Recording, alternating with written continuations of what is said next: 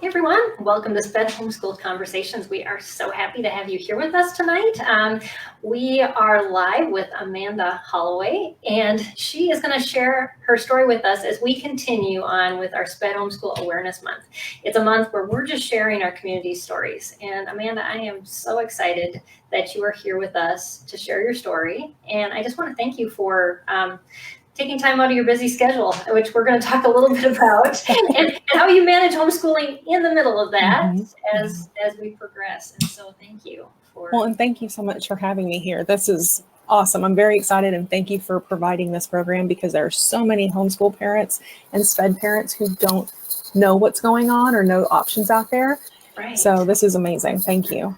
Yeah, you're welcome. And we also want to thank Bookshark because they are sponsoring this episode. We are so excited to have some of our partners now sponsoring our broadcasts, which is awesome because it does take money to run this, and we are a 501c3 nonprofit.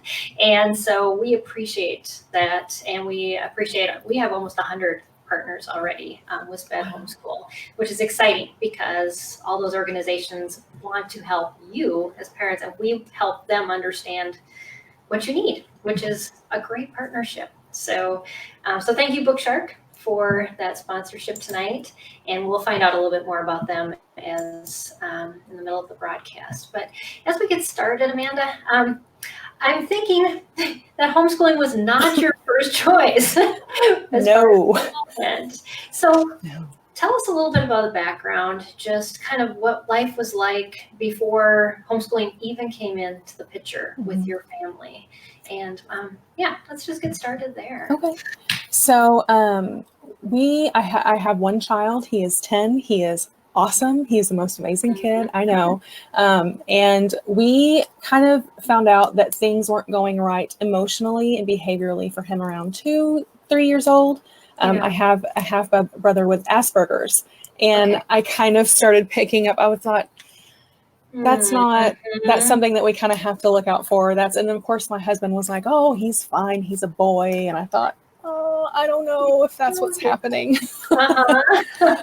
And so sooner than later, through evaluations and us kind of just pushing the system, we found out that he had a slew of issues going on, like anxiety and oppositional defiance disorder, sensory processing disorder, ADHD.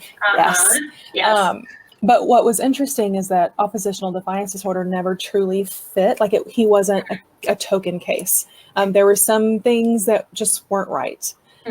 So, and even his evaluators were like, I don't know, there's just something. And so we always had that in the back of our mind. And so we enrolled him into the PPCD program at our local public school.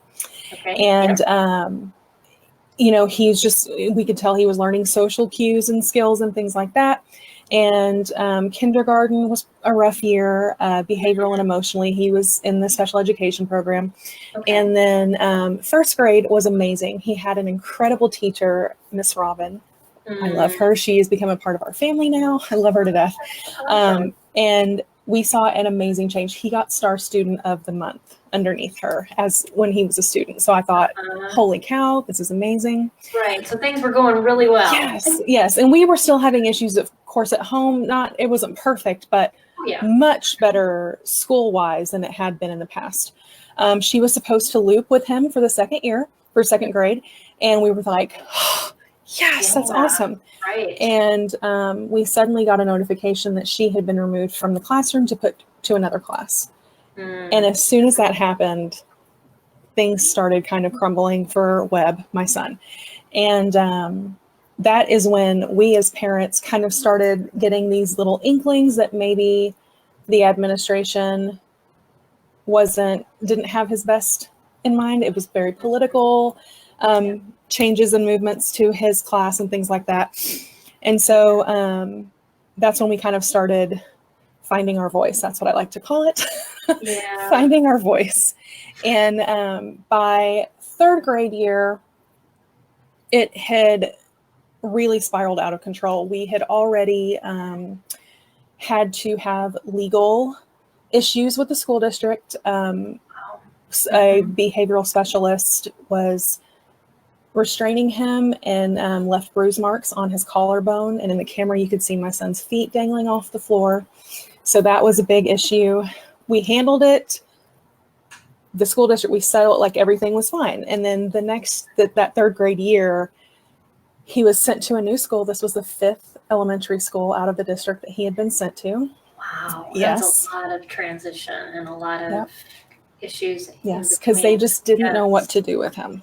They just, it kind of kept going to the next person, going to the next person. And for us, we thought, that's really against all the statistics that we have seen and all of the parent coaching that we have been given about, you keep it straight, you keep it normal. And you want to keep as much consistent as possible, yes, especially for kids that have problems with transitioning in the first place. And then you're changing all these things all the time. That makes it really hard. Wow. Yeah. And so third grade year was the worst year that he had a lot of behavioral and emotional outbursts, a lot of things that we would get phone calls and I said, my son did what?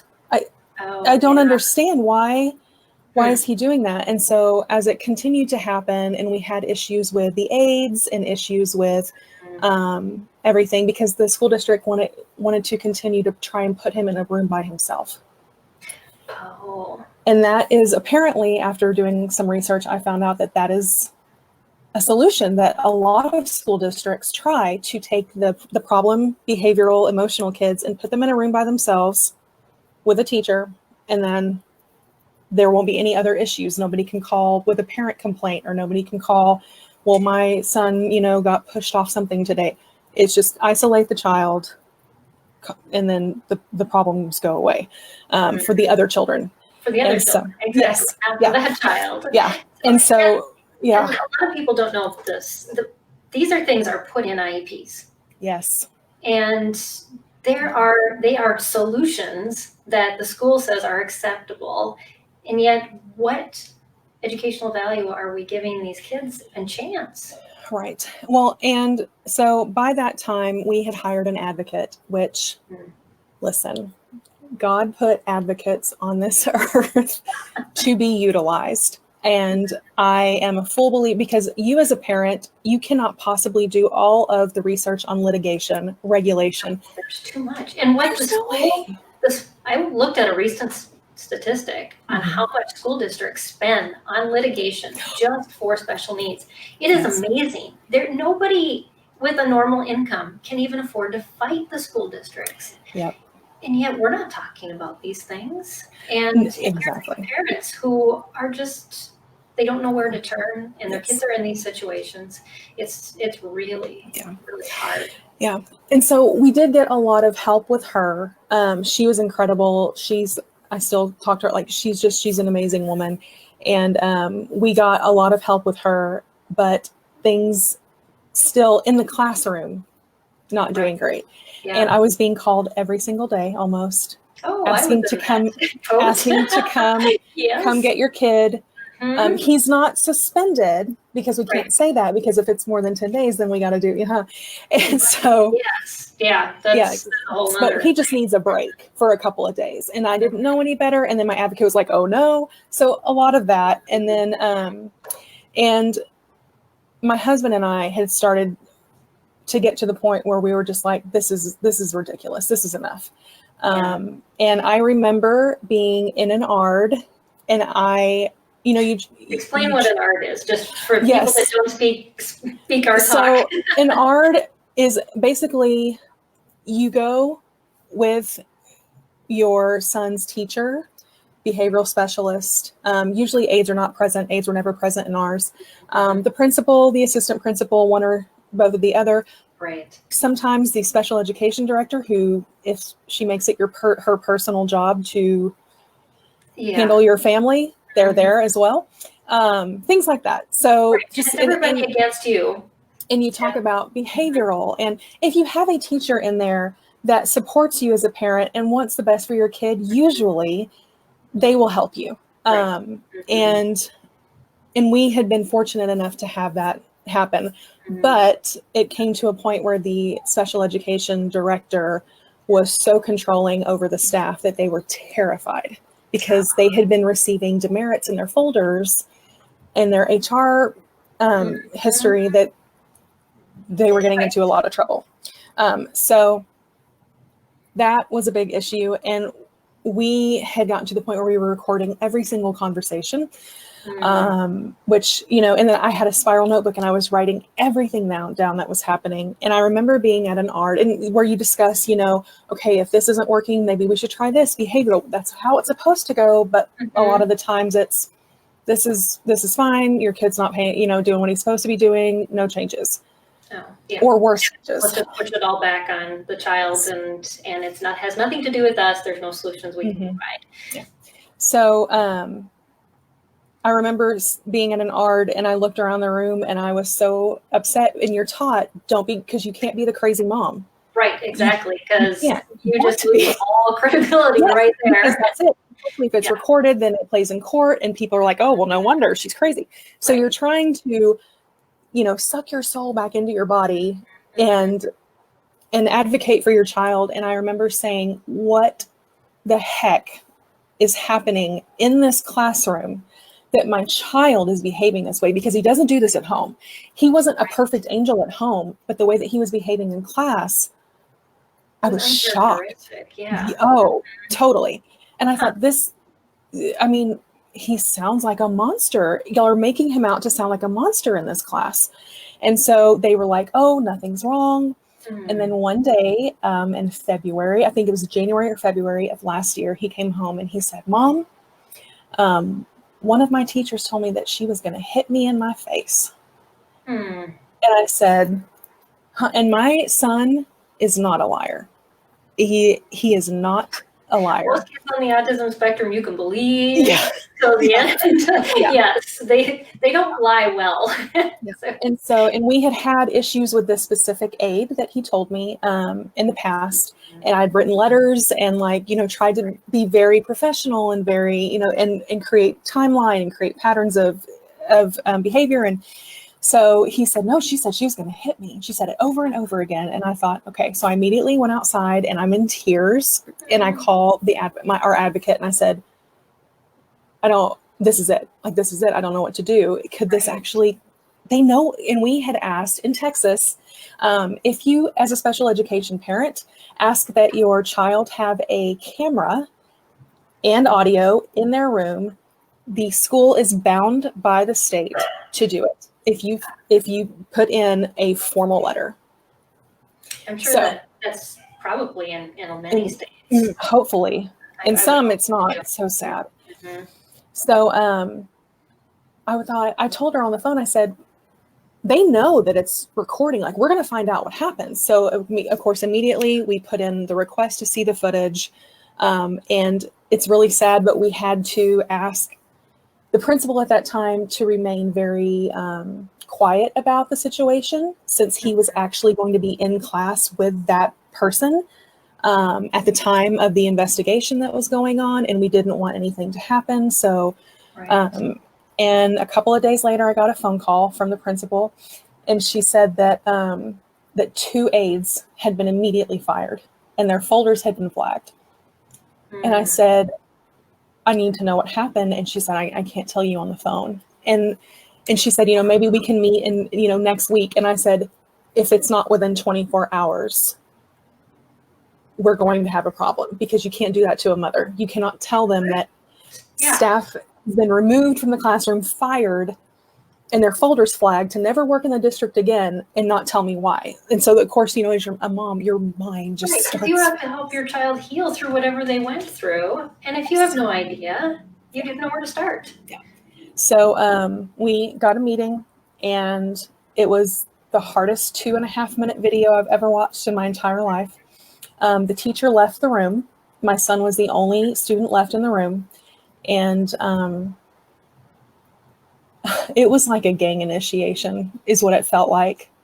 The one aide started yelling at him, screaming at him, and he was over with another aide, and she pushed him back, and when he didn't go back far enough, she swung at him with an open hand.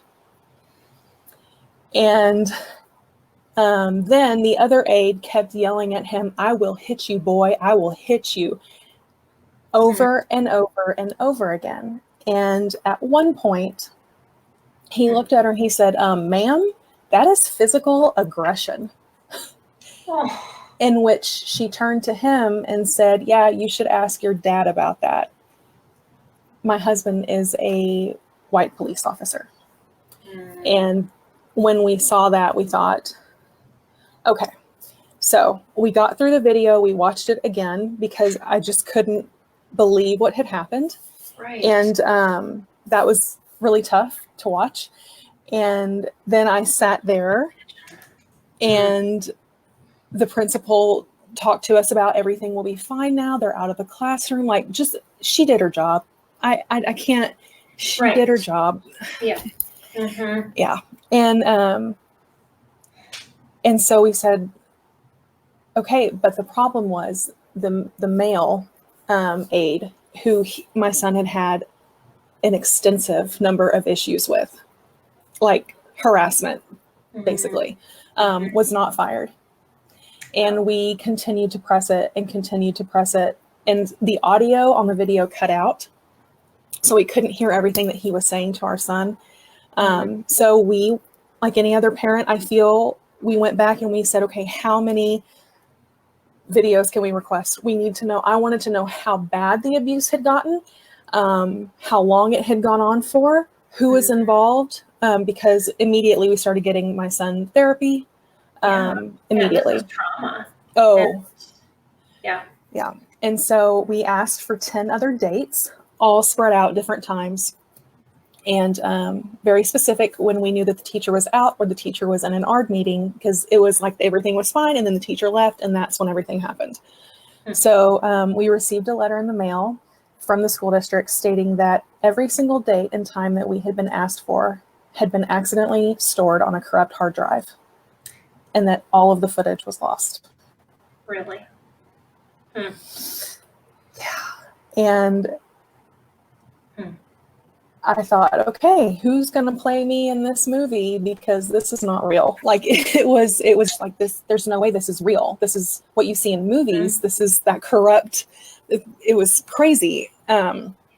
So that happened. And then, and I remember crying in my bawling and talking on the phone to one of my friends. And I said, I don't know if I can do this.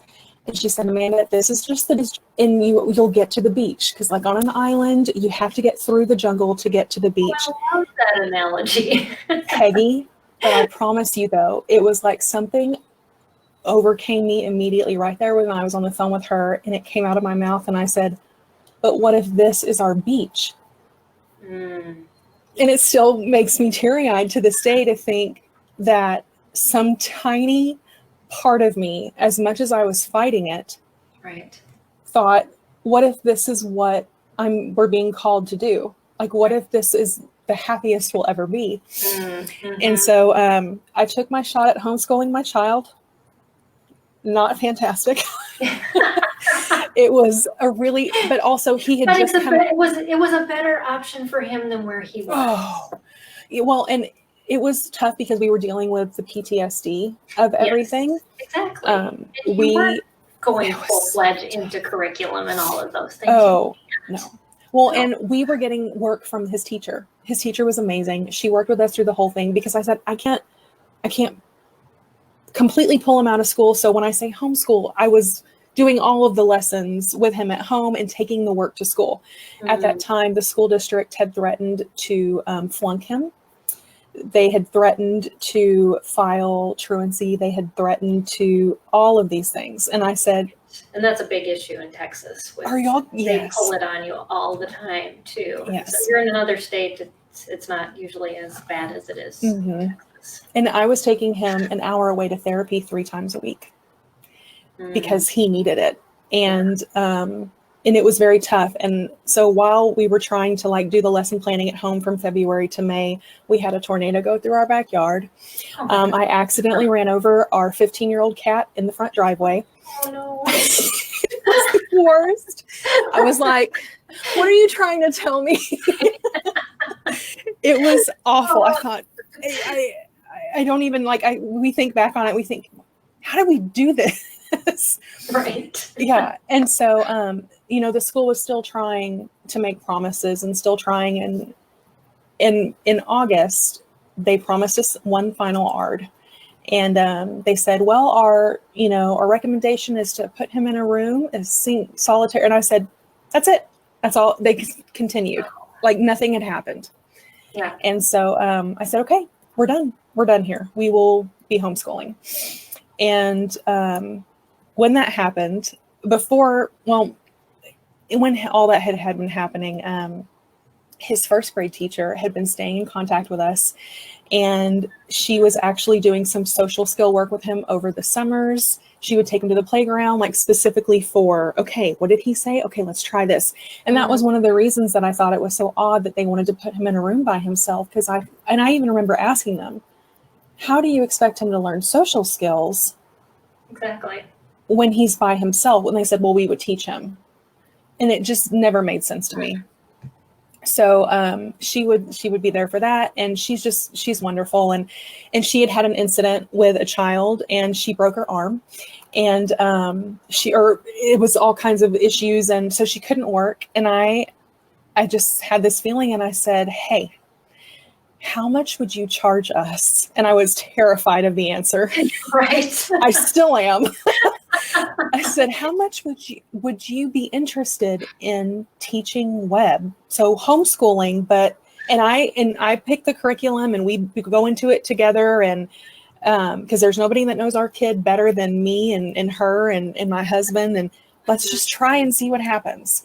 And so she told me her total, and I called my husband and I said, so because the reason that this came about is because I realized when I was homeschooling him, because my business tanked. Of course it did. I couldn't market. I couldn't appointments. It was really rough. So kids at that stage, with the age as well as with trauma, and the chaos that's in their lives, they need someone consistent and consistently there all the time. And so, yes, you have to put everything aside when you have a child, especially a boy that age. I remember I had to sit at that table the whole time because they get distracted quite easily. So we were going to the library and getting a little study carrel room with a desk and a chair, and that's it, because it was so bad. All this time, he was also on stimulants. I feel that that's important to mention. To the dismay of my husband and I, we asked several times, are we sure that stimulants are right for him? Yep, that's what he needs to be. I'm the doctor, you're the parent, I know best. And I said, okay. So when we decided to pull him out of school, that summer we decided, you know what? We're done. We're done with stimulants. And so we found a different protocol, a different doctor, who found out that Webb actually has brain, his frontal lobe is underdeveloped, and his amygdala was overreactive. Oh, yeah. Not oppositional defiance disorder, not these other things. And with the amygdala, that's your fight or flight lobe. And so when he was entering that schoolroom, the doctor literally said it was like a gladiator entering an arena. The show is on. This is where we fight. This is where he was constantly, and my son has no flight. It's all fight. And so when he would be approached by the aides, and the aides were doing things that were specifically against his BIP, specifically against the plans, we saw them corner him. And we thought, that's the worst thing you can do for this child. So he immediately turned it on, fight, and his amygdala was just going crazy. So now he's on new meds, and it has been amazing. He is homeschooling with Miss Robin. He just started school yesterday. And it is the best decision we could have ever made. He is the happiest child. We are, and this gets me emotional, but we are allowed to hug our son again. We were not for a while. He had a very difficult time being hugged because he thought, are you restraining me? Are you going to hurt me? And to this day, when I hear him up here, I'm in the homeschool room now, when I hear him up here giggling with Miss Robin, like cackling to high heaven, I get a little emotional because I thought the damage that he was experiencing, emotional, physical, mental damage in that schoolroom when he was in public school, if we had left him in there, if we had not had the support that we had through attorneys and advocates and an incredible teacher that helped us, he would still be there. And I'm terrified to know or to think of what would have happened to him there. Yeah. I was a juvenile probation officer before I was a photographer, and my husband's a police officer. And I think that was one of our biggest concerns, was what happens when he turns old enough to be arrested. Right. Yes. And from attack the police, which one of my siblings did. He was attacking my mom, and when the police came in, he just kept going. And my mom said, "You have to remove him." That's just, safety wise. Oh yeah. But that was for a totally different medical issue. But it's one of those things as parents, when you have kids with behavioral issues, it's always in the back of your mind. Oh, 100%. Or what? Yeah. Happen if this gets out of control. Yeah. And that's what we had tried. We had gone through all tons of evaluations and therapies. And that was our one thing, is that we have to try it before he turns, I think it's 10 or 12 in Texas. I think it's 10. But, something we have to figure out, what are we going to do? And as we inched closer and closer with every birthday, it was almost bittersweet, because I thought we're closer to that time where something could go horribly wrong. And then he's in the system. And exactly. Yes. And then it's on a record, and it's more difficult to deal with. Yeah. But, homeschooling, making that decision, we were forced into it for sure. I think God had a hand in it, though.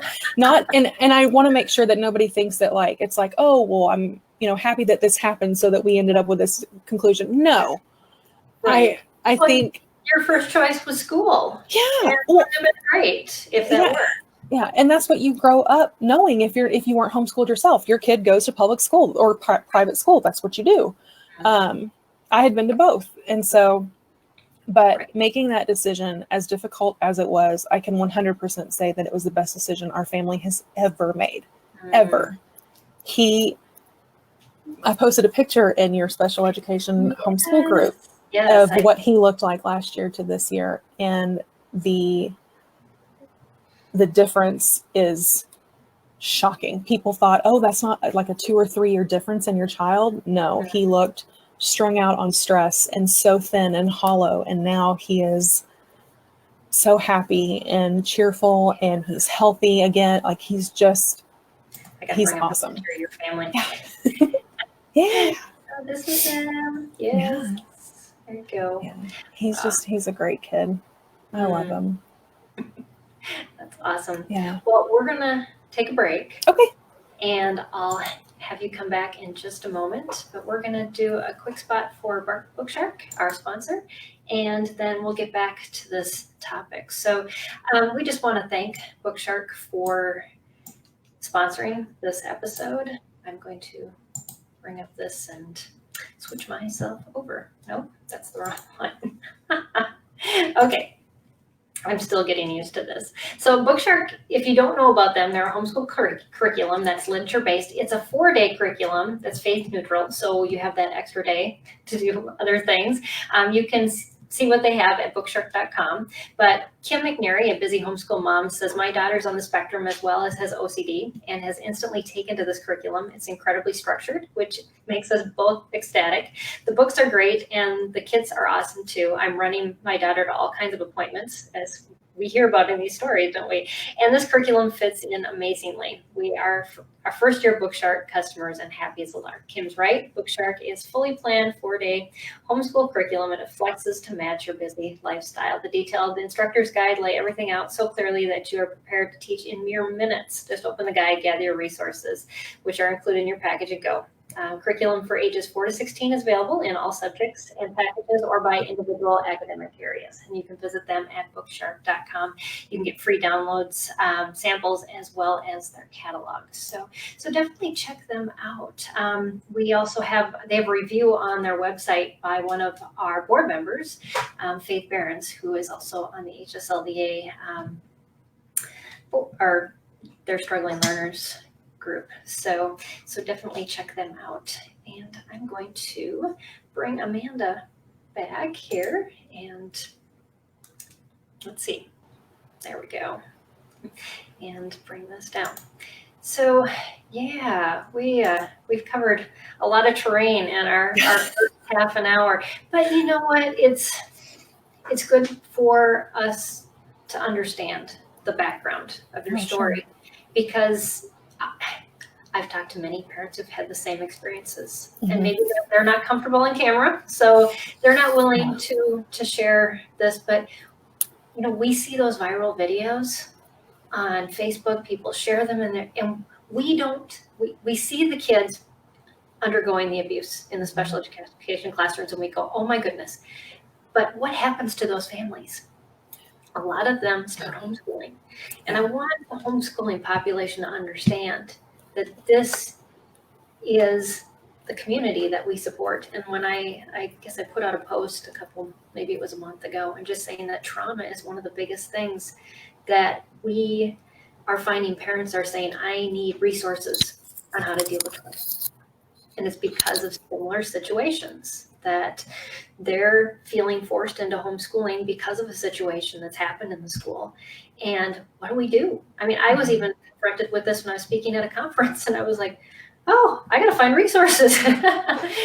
So, yes. Well, and that's what I don't understand why Texas does not provide advocates as just, if you need an advocate, here you go. It would be a great checks and balances for the school districts.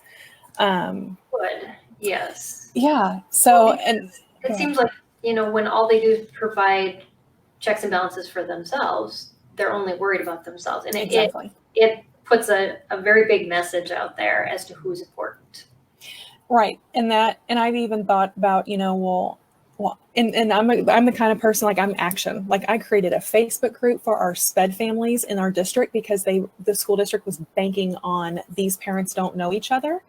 Because once we started talking, it was horrifying to find out that, wait. And then one of the times that another parent was up at the school, they saw another special education student being dragged down the hall. And so because of the group, she was able to say, hey, is this your kid? Let me tell you what happened today.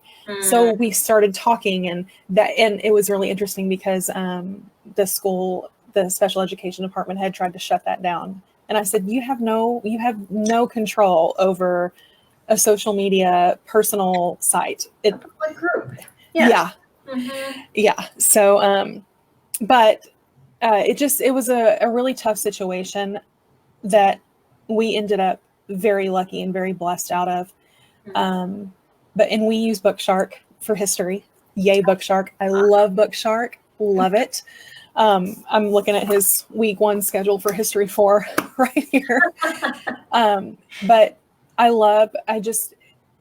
and so I actually met Peggy last year during the Texas Homeschool Coalition. Yep. Yeah. Yeah, we were at their conference last year. And it was right in the middle of everything that was going on. And I'm sure I just had word vomit to you. I was like, I don't know what to do. What's happening? This is what's going on. So what do we do? Because at that point, you're so desperate for help. Right. Anything, and the crazy really. thing is I don't ever remember that because there were so many other people that had the same type of situation. That's what happens in our booth is, you know, people just break down. And our team last year said, we just need comfy chairs because these are here for a while. Like partitions and chairs and therapists on site. And yeah. But it was just so helpful because you were so kind and you gave me a lot of advice. And I remember being at the expo that if anyone in here is considering homeschooling or is doing it, but you're thinking, well, maybe we're just not doing the right thing, go to an expo. It was the best thing ever. It was, You understand you're not alone. well, that, and it was overwhelming, but to know what is available to you curriculum wise and to be able to look at it and touch it and feel it instead of looking at it on a website, just go. It was really helpful. And we chose our son's curriculum out of the expo because we were able to see what was needed for our son. And I think as special education parents, we have I don't want to say a better handle, but a more intense understanding of our child's learning issues. Yeah. If something doesn't work, you get rid of it very quickly. Yes. It's just not worth banging your head against the wall. Yeah. And we know how they learn, I think, a little bit more intensely than typical parents. And so because we are going to ARDS and we are getting educated about our child through other means. Yeah. And so, that was very, very important to us. And then I went to your class, I think it was writing an EEP or IEP for homeschool. And our teacher does that as well, because if at any time he wants to go back into public school and he is ready, which we're not ready for that. But that it's so incredible to have an IEP because you can say, look, this is what's worked for the past 5 years and it's going to stay this way.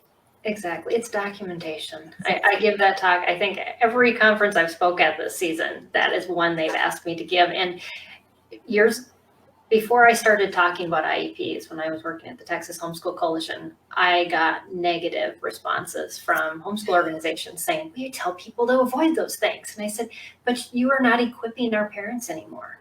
Yep. And it's a benefit. It is a benefit, and people ask you for that. And you have a team now. I love that. I advocate for parents for so much. If you have other people working with you, that's your team. And they will stand behind you and say, this is the right decision for this child, because you have, there's other people that are going to come into your son's life that will question that. Yeah, absolutely. And that's awesome. You have a teacher that is so dedicated to your son.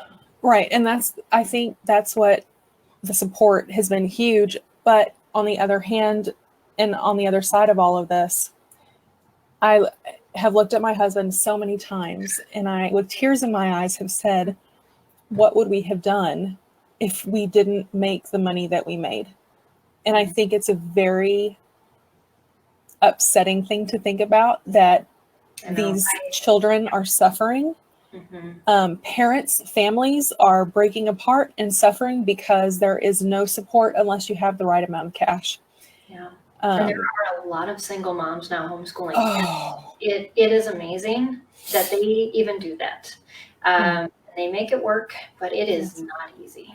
No, I cannot imagine. Karen had a comment. And just so you know, if you have comments, please put them in the feed. We definitely want to highlight. Karen said, I went to a vocational rehab office last week to help my son get assisted employment, and they asked for an IEP. Yes. Yeah. There's so many places now that are, it's required documentation for assistance. And we are at a deficit as homeschoolers if we don't have that documentation. Thanks for sharing, Karen. Yes. I've heard also Social Security offices throughout. It's kind of sporadic, but they're saying if you want to get SSI money, we want your IEP. Yeah. So, and that was one of the reasons I first started working with the Texas Homeschool Coalition, because I was writing all those IEPs. And I was like, we need an automated way to do this because there's not enough of me. Yeah. So, yeah, definitely. Yeah. So, you've been homeschooling a little over a year now, and you've seen dramatic changes in your son. I mean, what are some of the highlights from this last year? Well, aside from emotional and behavioral, because that's easy. Like, that's the easy stuff. Like, he's awesome. Like, we haven't had a hole punched in our wall. We haven't been punched ourselves in the face. What that's like? Yay! Yes. Like, I don't have to, that it's PTSD. They say that special needs parents, especially those with behavioral emotional kids, it's like living in a war zone. And that's anytime that the door slammed, you jump, or anytime that he gets mad, you tense up and you start thinking, here it comes. And exactly, we haven't had that in over a year now. And I never thought, like, I have a lot of faith in God, but I never thought that was possible ever. And so, but that's the easy stuff. Education, academic wise, I never thought that when my son was in public school that academics were the priority for him. They were trying to teach social skills, and I understand that. Yeah, and but they usually put those goals down so low, they're attainable, and they just slide by, and from one grade to another. Yeah, and he's incredibly smart. He is off the charts. He tested for gifted and talented and passed the first test with flying colors. The second test for gifted and talented, he couldn't sit still long enough, so they shut it down. And so, that was a big issue. I kept, like, as he, again, kept getting older and older, I thought, we should start learning things like this. We should start putting an emphasis on academics. Exactly. When is this going to happen? And yeah. And so with our curriculum, including Bookshark, it has been incredible. He retains things that we never thought that he would before. And he's especially, I promise you guys, I'm not on this because Bookshark's sponsoring it. I really do love Bookshark. Their timelines are awesome because you can see what is happening as other things were happening. And I went to public school. I never put those, I was like, oh, this happened when this. I learned so much when homeschooling my kids. And then their lap books. I will be keeping it forever. I love it. But it's creative, and I feel like in public school there was a lot of downtime, like, oh, well, the other kids are trying to get something, so here, just give him some markers and some paper and hope that he doesn't write profanity on the paper or draw a picture that he shouldn't draw. Because they have nothing to occupy them that's really worth their time. Yeah, and that's why there is no wasted time in our homeschool room. None. Whether it is him working on his lap book, he is learning something from his history, whether he is putting stickers on his timeline, whether he is working with, we also use Brightstart solutions for math because it's very tangible, very manipulative. Everything has something to hold in your hands and work. So he can actually see all of those things working. So Brightstart was amazing for him in math. And then we use Monarch because I wanted something that he wouldn't just sit and stare at a book all day long, like from sunup to sundown. We wanted adjustable, variable modes and means of education. And so we do Monarch as well. And that has really helped. Good to point out too is that a lot of parents, and you did this really quick. It takes usually many homeschool parents a couple of years to figure this out, but you have to be eclectic. You have to find things that fit those niches of where your child specifically has needs for each of those subjects or learning areas. And to get yourself out of that, we need one curriculum package that does it all. You're just not going to find it. And it motivates your child. If he loves being able to be on the computer. Okay, buddy, well, you have to get through these two subjects to get to the computer. You're able to use subjects as motivation, which that normally never happens. So that was a huge thing. Like, he loves that. And, but he's retaining things. And something that my husband and I do, we go on what we call legacy vacations. So when our son learns about a historical event or place that is really heavy in his history, we go to the event or we go to the spot or place or location and really do a full 2-week immersion vacation in that place so that he can kind of see. And so this year, of course, he was all about the West and going for gold and the Indians. And so we went to Mesa Verde. We went to the national parks. Oh, is that where these pictures are from? Yes. Oh, I got this one I absolutely loved. That's an Arches National Park. And so for him to learn about the landforms and how they became arches, that's huge. And then, of course, I love that. And so this year we are learning about the really tough stuff like the Holocaust and slavery and racism. And I said, we're going to DC. There is no better place. Oh, the Holocaust Museum there is incredible. Yes. I can't wait to go. So we do that. And it was really interesting when we went on vacation, and he would immediately say, oh, wait, that's where so-and-so and so-and-so did. And I thought, he's learning stuff up there. Yeah, it's connecting. It's all meshing. Yes. And he makes a lot of comments about, the different things. And it's funny when he reads some of the books, if they have villains, he really doesn't like them. He gets very emotionally invested in historical characters, and when I was in school, I could have cared less. So, yeah. But he loves it. Oh, definitely. I think I had somebody, I interviewed them, and they said, you know what, and I loved this idea. They said, if your child has really, done a lot of study on one person, have them dress up as them and act like them and give a report on who they are. And I thought, oh, that's really cool. My kids are too old now for that, but that would have been really fun. Maybe if I have grandkids someday, we'll see. Hey, I'll try that, because before homeschool, it would have been SpiderMan. And he's not a historical figure. That's still my 20-year-old. So Karen had a question for you. She goes, Amanda, I missed it, but how old is your son? He is 10 years old now. He just turned 10. He was 8 when he was in the school district and all this stuff happened that we just talked about. And then 9 last year was his first year of homeschooling. So his birthday's in June. So it's a pretty smooth age for each grade. Yeah. That's easy to remember instead of, And so, I had some questions written down and I haven't gotten to. This has been so fun. I will talk all day about this. It's my favorite subject, my kid. Like, I could talk all day about it.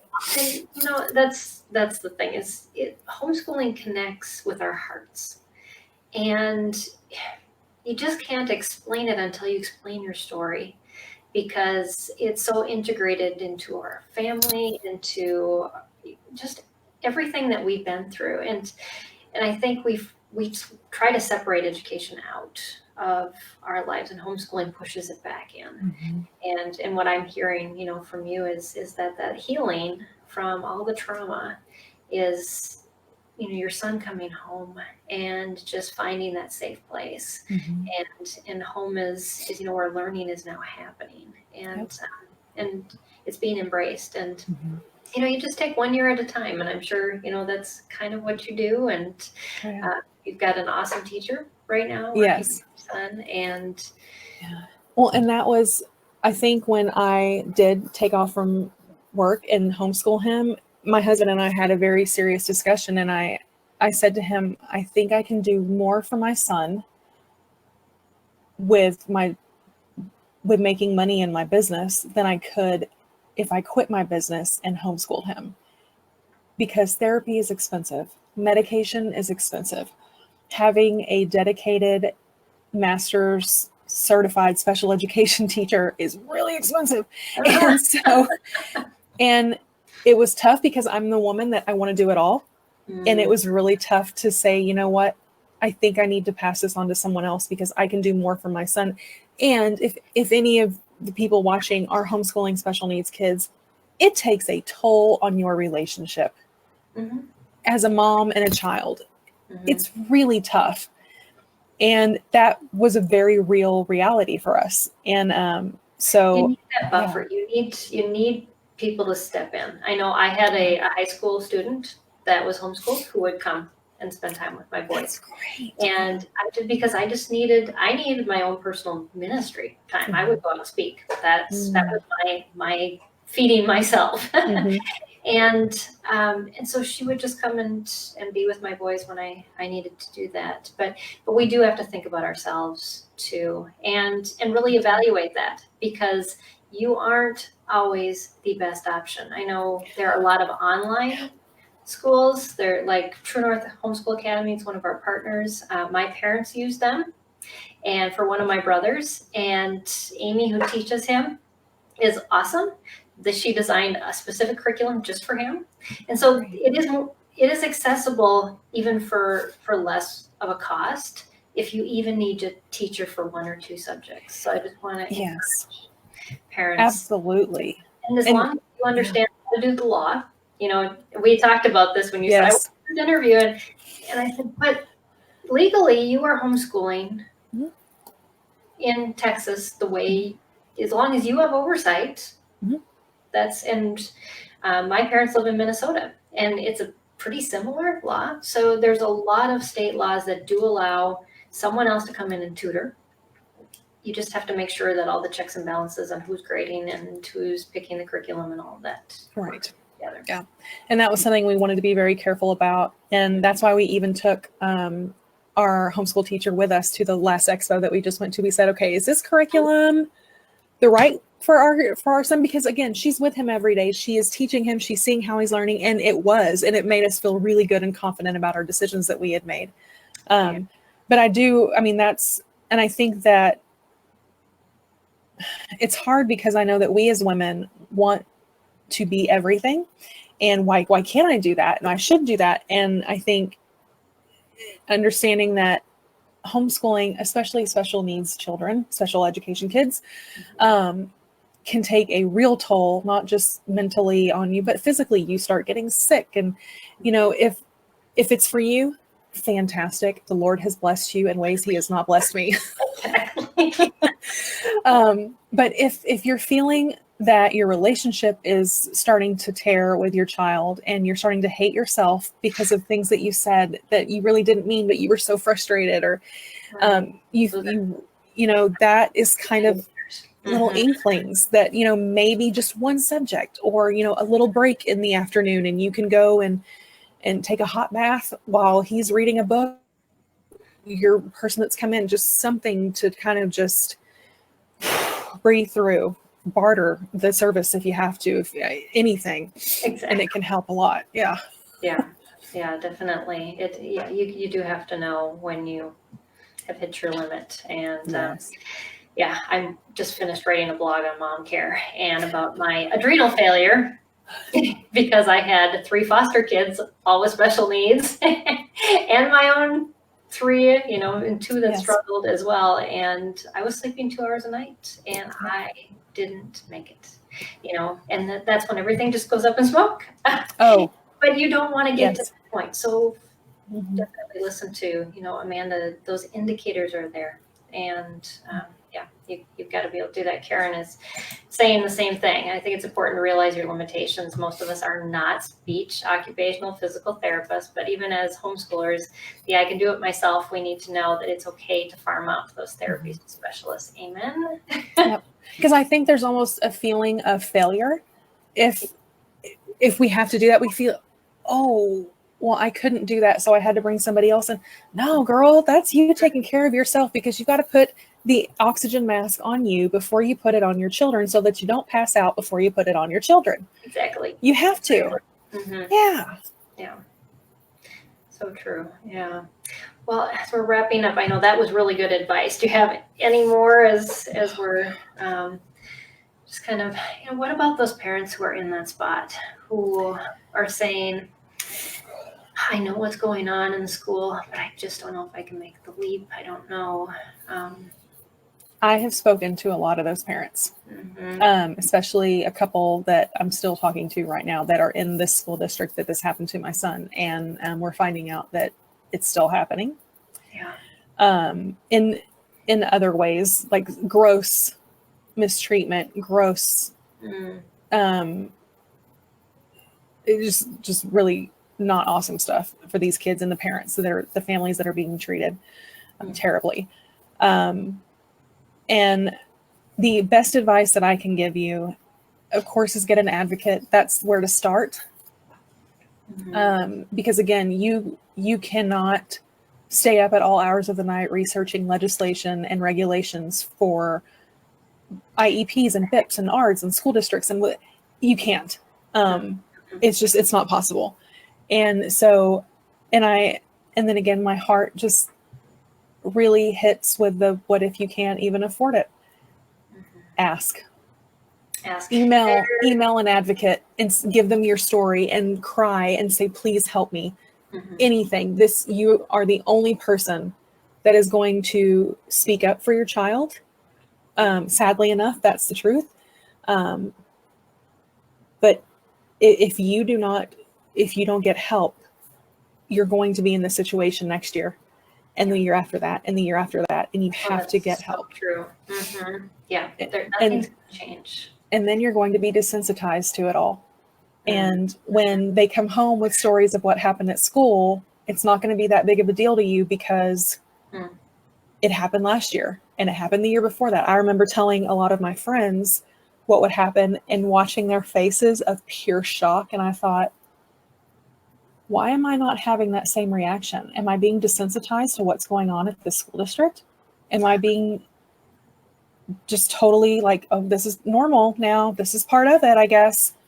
No, like, you got to get rid of that. And I think another big piece of advice is, if you feel like something is wrong, if you feel like something isn't right,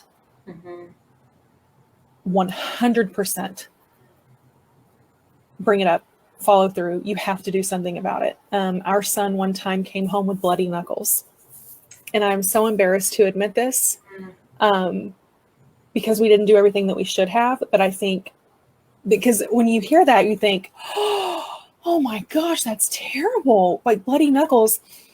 They told us that he was digging in gravel, and that's how he got bloody knuckles. We asked him what happened, and they allowed him to punch a brick wall. Oh. And we did not, we were just so desensitized, and we had shoved down that feeling of, well, but they're teachers and they have our son's best interest, and the doctors are telling us that they're the ones with the degrees and we're not. Right. Yep. And it was, and in that post that I talked about, don't go as far as allowing your child to be physically abused to find your voice. Find it early, please. Because we didn't. We made all the right choices, and we were quiet, and we were not crazy enough, and we were trying to remain and be professional and make sure that everyone liked us, and that matters nothing when it comes to your kid.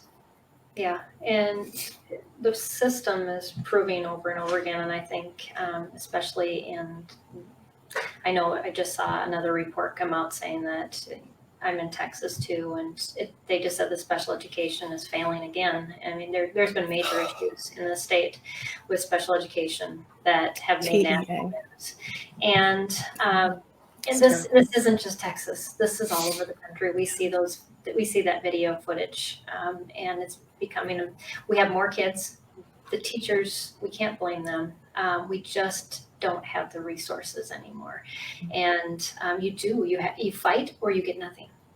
And even sometimes when you do fight, you get nothing. And so it is really hard. Karen I was thinking about this, Karen, when Amanda was talking, that HSLDA does have scholarships available to families. It's their compassion fund. It's for therapies. You can ask for money for therapies or for homeschooling products, curriculum. So if you are in need, definitely, contact them about that scholarship that they have, because that really does help, especially, like you say, with single parents and those that don't have a lot of income. This is a really hard step to take, because, even being married, having a single income is difficult, and in this day and age, and we choose that when we homeschool, or else we choose to pay privately for our child's education. And it just ends up being that way. So, because co-ops don't work very well for our kids, that's just the reality of it too. We're hoping little by little we can change that, but it's not in the near future. So, well, thank you so much, Amanda. This has been, I hope, just a very enlightening hour for those who have joined us. It's a hard subject to talk about, but unfortunately, it is one that's prevalent in the special education homeschooling community, and I don't see it getting any better. We just need to talk about it. And I think that's talking about it is the big thing. I think we as parents are told you don't want to go up against the school. They're so much bigger than you. And I think and then not, because I don't want to be seen as a combative, like a person. That's not it. This is your child. And if you're not talking about it, nobody else is. And then all of it gets dusted under the rug and nobody knows. And it's just school districts, administration, teachers, aides, they need to be held accountable. Yeah.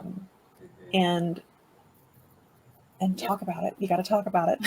Exactly. All right. Well, thanks so much. I'm going to take you off the camera here and say goodbye. But for all of you, thank you for joining us. And we thank our episode sponsor, Bookshark. And we definitely want to encourage you to visit their website at bookshark.com. And so this whole month, we're focusing on our stories. This is SPED Homeschool Awareness Month. It is a precursor to our 2-year anniversary here at SPED Homeschool. We incorporated in August of 2017. And so we want to make this an annual event, just sharing our stories. So all of our blogs this month are by guest bloggers that are in our community, which they're sharing some awesome stories. Those come out on Wednesdays. And then we have these broadcasts Tuesday night. And so Amanda shared with us her story last week. Lilani Melendez, a YouTuber from Living with Eve, shared her story. And next week we are going to, and I didn't even write down their names, but they're another YouTube family, and they're going to talk about special needs, large families, adoption, and homeschooling, and how it's all possible. And they've got some great videos on their YouTube channel, but we're going to be just talking about how they make all of that work and work well. So I hope you join us and bring your questions and comments. It's going to be another fun evening, but thank you for joining us, and we will see you again next week. Otherwise, join our support group here on Facebook, where we keep the conversation going all week long. So good night, everybody. We'll see you later.